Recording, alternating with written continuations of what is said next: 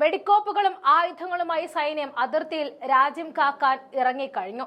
പക്ഷേ ഒരു ചെറിയ അശ്രദ്ധ വരുത്തിവെച്ച വിന മാത്രമോ ഇതെന്ന് ചോദിച്ചാൽ നൽകാൻ ഉത്തരമില്ല.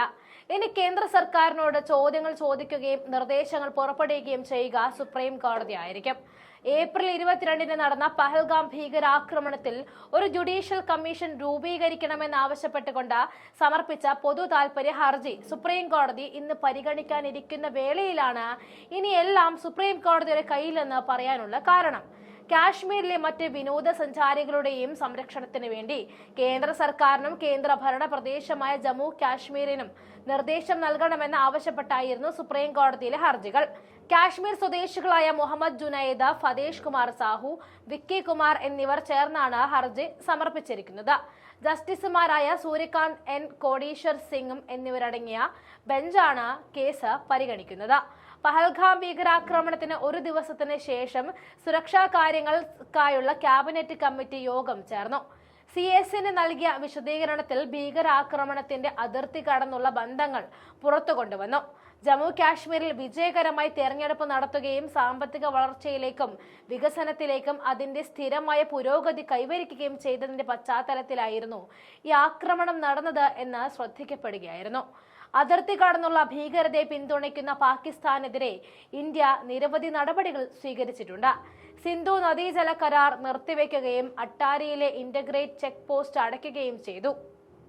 ഹൈക്കമ്മീഷണറുടെ എണ്ണം കുറയ്ക്കുവാനും ഇന്ത്യ തീരുമാനിച്ചു. പഹൽഗാം ഭീകരാക്രമണത്തോടുള്ള പ്രതികരണം തീരുമാനിക്കാൻ സായുധ സേനയ്ക്ക് പൂർണ്ണമായ പ്രവർത്തന സ്വാതന്ത്ര്യം നൽകാൻ സർക്കാരും തീരുമാനിച്ചിട്ടുണ്ട്. പാകിസ്ഥാൻ നടത്തുന്ന പ്രകോപനമില്ലാതെയുള്ള വെടിനിർത്തൽ ലംഘനങ്ങളെ കുറിച്ച് ചർച്ച ചെയ്യാൻ ഇന്ത്യയുടെയും പാകിസ്ഥാന്റെയും മിലിറ്ററി ഓപ്പറേഷൻസ് ഡയറക്ടർ ജനറൽ മാർട്ട് ഹോട്ട്ലൈനിൽ സംസാരിച്ചതായിട്ടും പ്രതിരോധ വൃത്തങ്ങൾ അറിയിച്ചു.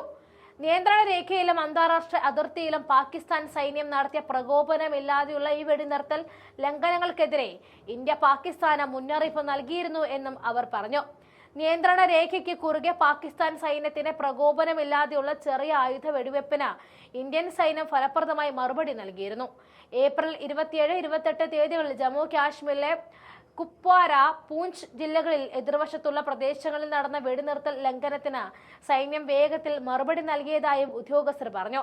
ഏപ്രിൽ 26-27 തീയതികളിൽ ടുക്മാരി ഗാലി, റാംപൂർ സെക്ടറുകൾക്ക് എതിർവശത്തുള്ള പ്രദേശങ്ങളിൽ നിയന്ത്രണ രേഖയിൽ പാകിസ്ഥാൻ സൈന്യം നടത്തിയ വെടിവെപ്പിനും ഇന്ത്യൻ സൈന്യം ഫലപ്രദമായി മറുപടി നൽകിയതായി ഉദ്യോഗസ്ഥർ പറഞ്ഞു. നിയന്ത്രണ രേഖയിൽ പാകിസ്ഥാൻ നടത്തുന്ന വെടിനിർത്തലിൽ ലംഘനങ്ങൾ വർദ്ധിച്ചു.